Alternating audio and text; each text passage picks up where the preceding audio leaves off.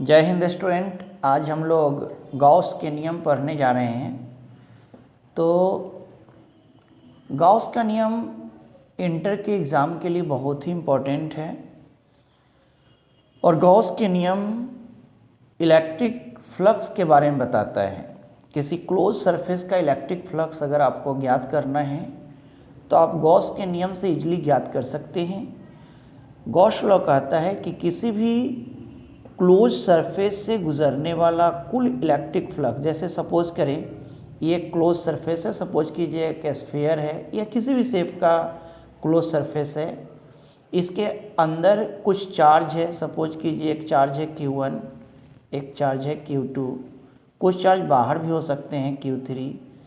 तो in charge के कारण इस सरफेस से गुजरने वाला कुल इलेक्ट्रिक फ्लक्स फाई सरफेस के अंदर बंद नेट चार्ज को हम लोग लिख सकते हैं Q नेट चार्ज और माध्यम के परमिटिविटी के रेशियो के बराबर होता है।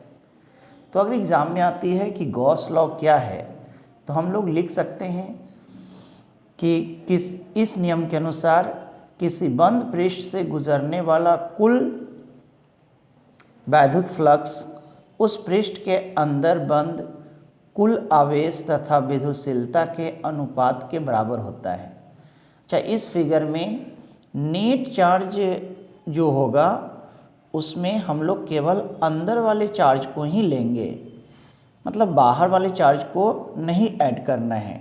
नेट चार्ज निकालने के लिए सरफेस के अंदर जो चार्ज हैं उसको चिन्ह के साथ जोड़ देना है।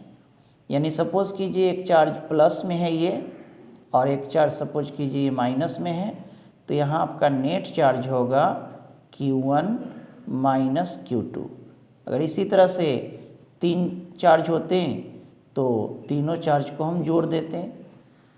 तो इसी बात को अंग्रेजी में हम लोग ऐसे बोल सकते हैं कि according to this law the electric flux passing through any close surface is equal to ratio of net charge enclose inside the surface to permittivity of medium. तो ये गॉस लॉ इंटर के एग्ज़ाम के लिए बहुत ही important है और ये law किसी भी शेप के क्लोज सरफेस के लिए लागू हो सकता है। जैसे सपोज कीजिए आपके पास अगर कोई क्यूब है या क्यूबॉइड है या सिलेंडर है या इवन कोई मतलब अनिश्चित शेप वाला भी कोई क्लोज्ड फिगर है तो उसके लिए भी ये लॉ अप्लीकेबल है।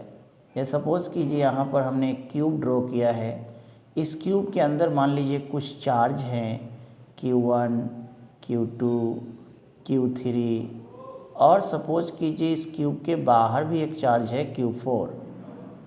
तो इस क्यूब इन चार्जों के कारण इस क्यूब के सरफेस से गुजरने वाला अगर आपको फ्लक्स निकालना है तो अंदर के टोटल चार्ज को हम लोग जोड़ देंगे तो नेट चार्ज आ जाएगा। यानी कि नेट चार्ज निकालने के लिए यहाँ हो जाएगा Q1 plus Q2 plus Q3 और इस नेट चार्ज में एप्सिलॉन नॉट से डिवाइड कर देंगे तो हमारे पास ये टोटल फ्लक्स आ जाएगा।